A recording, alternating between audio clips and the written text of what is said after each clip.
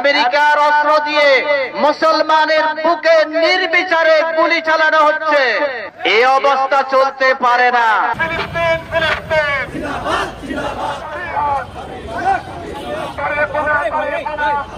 আবার আমাদের মুসলমান ইসলাম ধর্মের রাজধানী হবে ফিলিস্তিনি, সেইটা অবশ্যই আমরা আবার বিজয় অর্জন করব।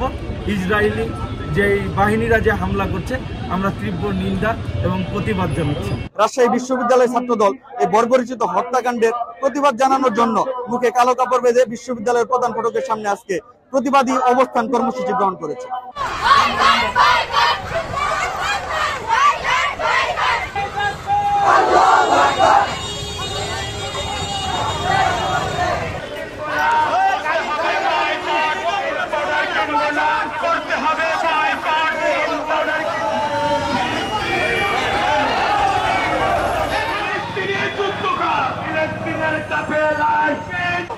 যশোরে আমরা দেখেছি যে গতকাল সমস্ত পেশাজীবী মানুষ অংশগ্রহণ করতে পারবো না।